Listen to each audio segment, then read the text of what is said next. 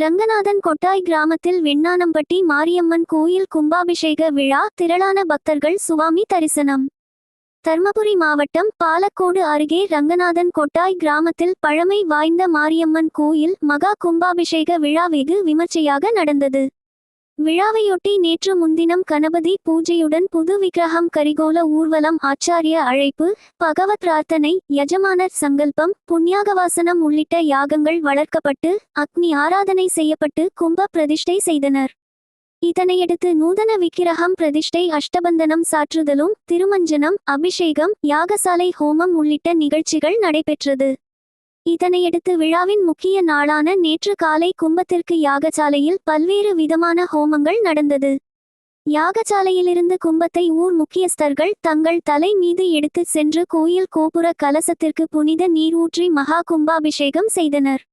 பின்னர் கலசத்திற்கு ஊற்றிய புனித நீரை பக்தர்கள் மீது தெளிக்கப்பட்டது.